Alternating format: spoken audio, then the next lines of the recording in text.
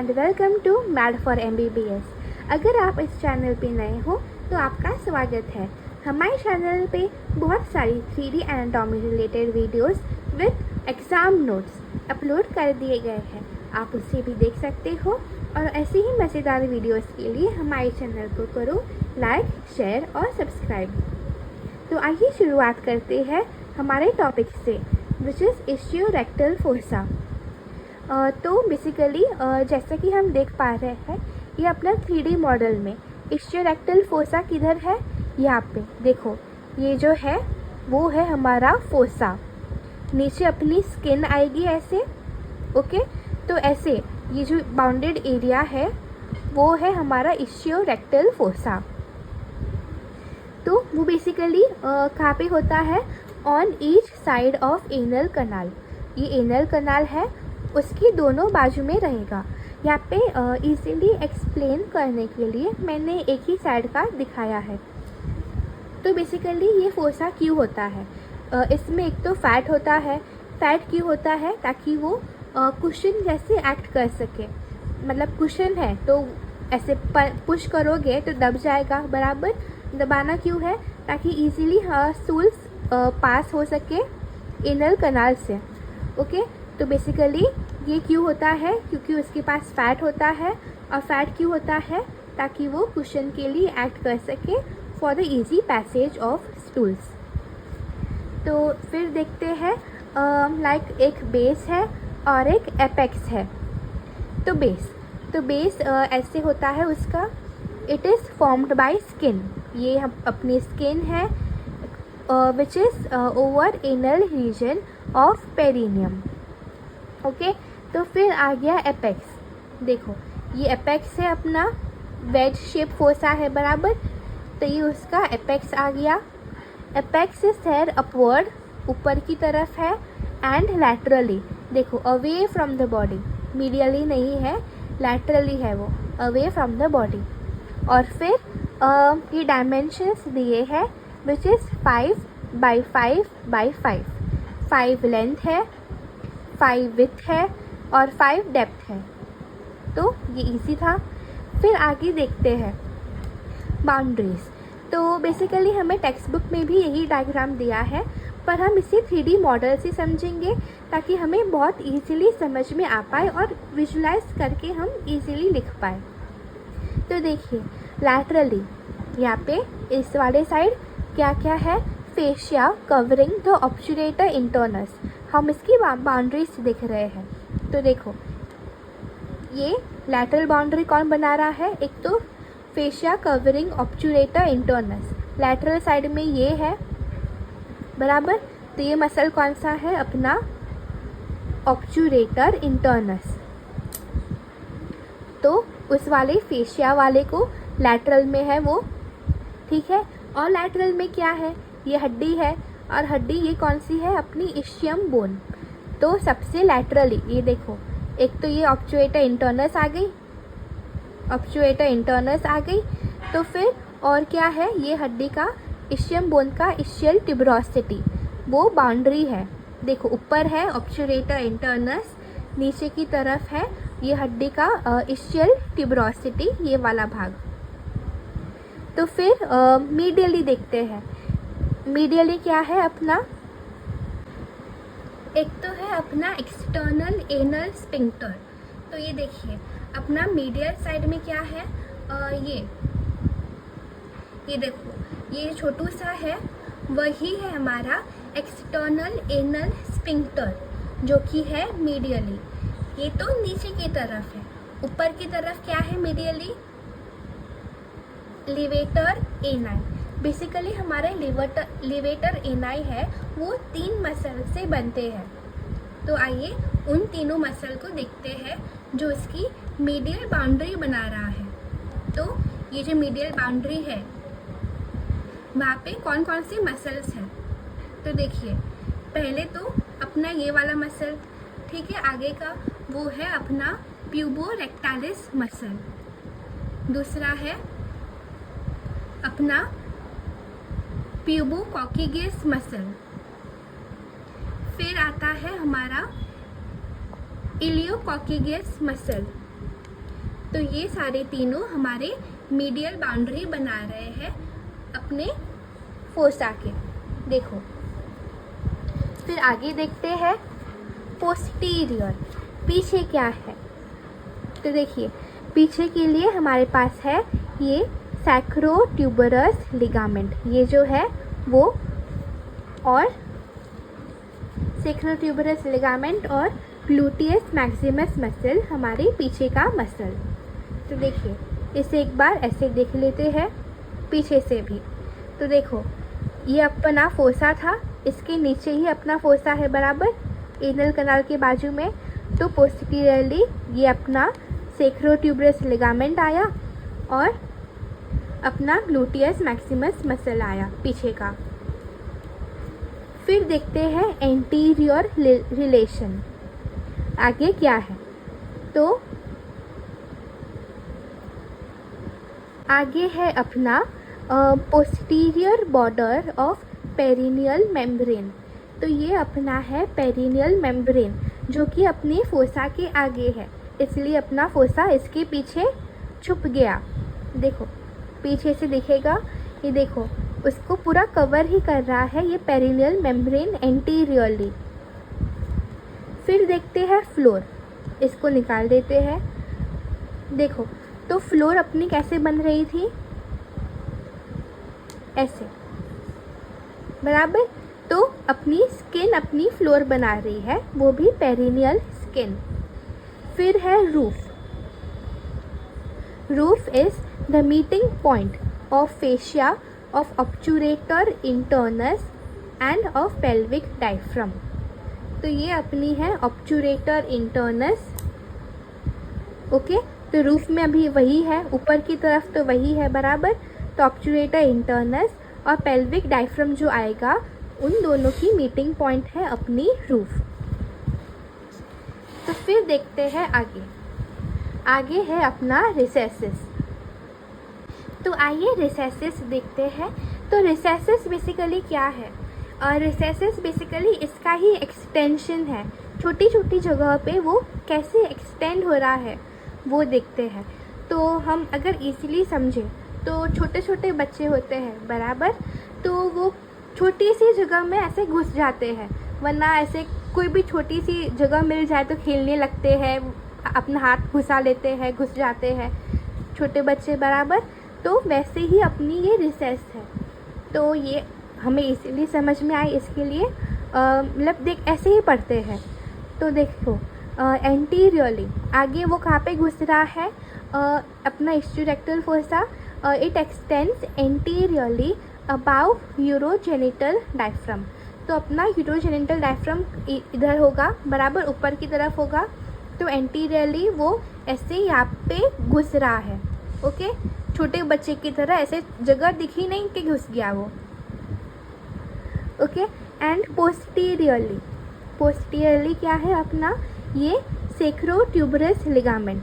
तो sacrotuberous ligament है बराबर पीछे, तो उसके बाजू में भी थोड़ी जगह दिखी, तो वो वहाँ पे भी घुस गया पीछे की तरफ, ओके। और फिर ये अपना एनल कनाल है बराबर। तो वो ये दो इस्टोरेक्टल फोसा पीछे ज्वाइन हो रहे हैं बराबर, मिल बांट के रहना है उसे अपने दूसरे भाई के साथ। तो देखो, इट इज़ बिहाइंड, तो वो भी अपनी एक जगह है, ओके। ये अपनी जगह है। तो ये अपनी तीन जगह हो गई, एंटीरियरली, पोस्टीरियरली, और फिर पीछे तो वो एक्सटेंड करती ही है अपने दूसरे भाई को मिलने के लिए। देखो, फिर देखते हैं कंटेंट्स। बेसिकली मेन कंटेंट क्या है इसका, हमने अभी देखा था। एनल कनाल को सपोर्ट करने के लिए क्या है उसके पास, फैट, वेरी इंपॉर्टेंट कंटेंट। फिर देखते हैं inferior rectal nerve and vessels. तो देखो, यहाँ से दिखेगा, तो ये अपनी है इंफीरियर रेक्टल नर्व, ये अपनी कंटेंट हो गई। फिर ये अपनी कौन सी नर्व है, बेसिकली इसमें कंटेंट बेसिकली नर्व ही है, nerve, fat, artery, basically nerve ही ध्यान में रखो, और फैट। अगर नर्व है तो नर्व के साथ उसके वेसल भी है। ओके, तो फिर ये अपनी है perineal nerve, perineal branch of fourth sacral nerve. फिर है अपनी पोस्टीरियर स्क्रॉटल और लेबियल नर्व एंड वेसल। तो ये अपनी है पोस्टीरियर स्क्रॉटल नर्व। वापस देखते हैं ये वाला, तो ये भी इसका कंटेंट है। तो इसके लिए एक निमोनिक रखते हैं। ओके, तो अपना निमोनिक क्या है? Basically it is repo, REPPO।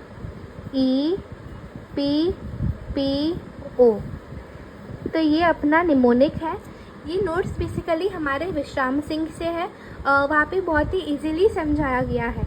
बाकी मैंने सारे नोट्स ऑलमोस्ट BDC से, चौरसिया से बनाए हैं, पर ये वाला कंटेंट विश्राम सिंह से है, क्योंकि वहाँ पे बहुत इजी है और आपको अच्छे मार्क्स इतना ही लिख के मिल जाएंगे आराम से। तो अपना निमोनिक है R से इंफीरियर रेक्टल नर्व, P से पेरिनियल ब्रांच और PO से पोस्टीरियर स्क्रॉटल नर्व। ओके, तो रेपो क्यों? क्योंकि एज ए डॉक्टर हमें अपने पेशेंट्स के साथ एक रेपो बनाना चाहिए। ओके, तो ये रेपो कहाँ पे आ गया हमारा? ये फोसा का, इश्चियो रेक्टल फोसा का कंटेंट में रेपो। फिर देखते हैं स्पेसेस एंड कनाल्स। तो अब देखते हैं स्पेसेस एंड कनाल। तो इसमें बेसिकली स्पेसेस हमारी दो होती है, पेरीएनल, इश्चियोएनल। कनाल एक ही है विच इज़ प्यूडेंडल। तो हम इससे ये डायग्राम से समझेंगे। ये डायग्राम लाइक हमने इसका 3D रिप्रेजेंटेशन देख लिया, अब इसको 2D में देखते हैं इजीली समझने के लिए। तो देखो, एक तो पहले देखते हैं पेरीएनल स्पेस। तो अपना पेरीएनल स्पेस जो कि यहाँ पे है, that it is having a perianal fascia. तो ये अपना है पेरीएनल फेशिया, जो कि हमारे पेरीएनल स्पेस को बाउंड कर रहा है। तो ये पेरीएनल फेशिया वो अपना कंप्लीट फेशिया है, बीच में से लाइक टूटा हुआ या इनकम्प्लीट नहीं है। It is a complete septa and it extends कहाँ से लेके कहाँ तक है? Medially from white line of Hilton to the pudendal canal, वही है यहाँ पे। And it separates perianal space from deep ischioanal space. ये अपना है इश्चियोएनल स्पेस। तो ये अपने दो स्पेस को डिवाइड कर रहा है, अपना perianal fascia. And it is having fat. देखो एकदम फैट है, बट इन स्मॉल लोक्यूलाई। यहाँ पे हमने स्मॉल क्यों लिखा है? क्योंकि हमारे इश्चियोएनल स्पेस में भी फैट होता है, but it is there in large loculi, इसलिए पेरीएनल में यहाँ पे स्मॉल लोक्यूलाई, यहाँ पे इश्चियोएनल में लार्ज लोक्यूलाई। देखो कितने बड़े बड़े बलून्स हैं, देखो। फिर आगे देखते हैं इश्चियोएनल स्पेस। ये अपना पूरा space, it is having fat, बराबर, दैट टू इन लार्ज लोक्यूला। कितने बड़े बड़े बलून हैं, देखो। And it is having an incomplete septa. तो इसके पास कौन सा है फेशिया? लूनेट फेशिया है। ओके, लूनेट फेशिया कहाँ पे है? अपना यहाँ पे। तो वो बेसिकली इनकम्प्लीट है, ऐसा बताया गया है। And it extends laterally from the pudendal canal to medially fascia covering external anal sphincter. ये अपना एक्सटर्नल एनल स्फिंक्टर है, तो यहाँ से लेके ऐसे घूम फिर के यहाँ तक जाएगा। ओके, तो वो इनकम्प्लीट है और प्यूडेंटल कनाल से लेके एक्सटर्नल एनल स्फिंक्टर तक है। एंड दिस लूनेट फेशिया, ये इट डिवाइड्स अपना इश्यू इनर स्पेस को into two more space which is supra tegmental and tegmental. तो ये अपनी फेशिया लूनेटा के ऊपर क्या है, सुपीरियरली क्या है, सुप्रा टेगमेंटल स्पेस। देखो सुप्रा टेगमेंटल स्पेस, ये अपना विदाउट येलो वाला भाग है ना वो, which is bounded by green line, वो इतना ही है। और टेगमेंटल क्या है, टेगमेंटल ये अपने बड़े बड़े जो लोक्यूलाई है वो टेगमेंटल वाला एरिया है। फिर तो हमने बेसिकली पेरी एनल स्पेस देख लिया, इश्यू एनल स्पेस देख लिया स्पेसेस में। तो अब आता है हमारा कनाल। कनाल में है प्यूडेंटल कनाल, ये जहाँ से हमारे सारे फेशिया ओरिजिनेट हो रहे थे, प्यूडेंटल कनाल। तो आइए इसे देखते हैं। तो अपना pudendal canal, it is there on the lateral wall of the fossa. तो ये मीडियल साइड है बराबर बॉडी का और ये लैटरल साइड है। तो अपना प्यूडेंटल कनाल लैटरली प्रेजेंट है and it is having प्यूडेंटल nerve. Zoom in करते हैं उसको, प्यूडेंटल nerve and internal pudendal vessel and it is laterally, like laterally क्या है उसके, ये प्यूडेंटल कनाल के लैटरली क्या है, ऑब्चुरेटर फेशिया। देखो ये है अपना ऑब्चुरेटर, ये है अपना obturator fascia. Above there is lunate fascia, ये है ना अपना लूनेट फेशिया, ये उसके अबाउ है। Medially there is perianal fascia, तो ये medial side towards the body है। तो इस वाले साइड पे कौन है, ये perianal fascia. And below there is falciform process of sacrotuberous ligament. तो आइए इससे देखते हैं, ये वाला एकदम छोटू सा दिख रहा है हमें, ये वाला फाल्सिफॉर्म प्रोसेस ऑफ सेक्रोट्यूबरस लिगामेंट। तो यहाँ पे हमें बेसिकली बहुत इम्पोर्टेंट ध्यान में रखना है कि अबाउ कौन है, ये लूनेट फेशिया। बिलो कौन है, अपना ये चिंटू सा भाग विच इज सेक्रोट्यूबरस लिगामेंट। फिर मीडियली क्या है, अपना पेरी एनल फेशिया। लैटरली क्या है, अपना ऑब्चुरेटर फेशिया। भले अपना ऑब्चुरेटर फेशिया ऊपर की तरफ जा रहा है पर वो लैटरली ही है। ओके, अबाउ में है लूनेट वाला। आगे देखते हैं क्लिनिकल पार्ट। देखिए तो क्लिनिकल भी बहुत इजी है। तो बेसिकली अपना फैट है, जो कि मैंने बार बार एम्फसाइज़ किया कि इसमें बहुत फैट है, भर भर के फैट है। क्यों, क्योंकि उसे एक कुशन लाइक सपोर्ट चाहिए for our rectum and anal canal, ताकि हमारे जो स्टूल्स जो होते हैं नॉर्मल ह्यूमन्स में वो इजीली पास हो सके। अगर ये फैट ना हो या चला जाए तो क्या होता है, रेक्टल प्रोलैप्स होता है। अब ये फैट कौन सी कंडीशन में जाता है, it is not there in case of diarrhoea. अगर बच्चों को बार बार डायरिया हो रहा है तो ये जो फैट है वो हो सकता है लॉस हो जाए और बच्चों में बेसिकली रेक्टल प्रोलैप्स ज़्यादा देखने को मिलता है।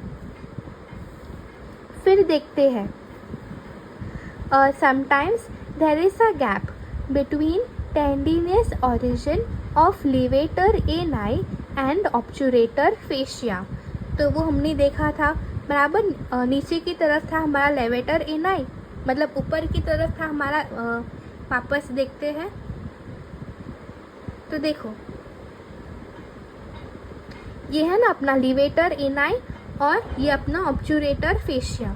अगर इन दोनों के बीच में इन दोनों के बीच में अगर गैप हो जाए, फॉर सपोज, देन अगर गैप है तो कुछ ना कुछ बाहर निकलने की कोशिश करेगा, तो उसको हम क्या बोलते हैं, हर्निया। तो क्या बाहर निकल सकता है, अपने पेल्विक ऑर्गन्स। ओके, तो वो यहाँ से बाहर निकलेंगे और कहाँ जाएंगे, हमारे इशियोरेक्टल फोसा में। ओके, तो ऐसी वो वाले गैप को हम क्या बोलते हैं, हायटस श्वाल्बे। ओके, हायटस श्वाल्बे, ये वाले गैप को। तो गैप है तो ऑर्गन्स प्रोट्रूड हो सकते हैं लीडिंग टू हर्निया। तो इसके लिए इतना सफिशिएंट रहेगा हमारे इशियोरेक्टल फोसा के लिए। तो अगर आपको वीडियो पसंद आई हो तो करिए लाइक, शेयर, सब्सक्राइब, ताकि हमें मोटिवेशन मिल सके, और अपना सपोर्ट दिखाइए ताकि हम ऐसे ही ट्यूटोरियल्स और बनाते रहें। Thank you for watching.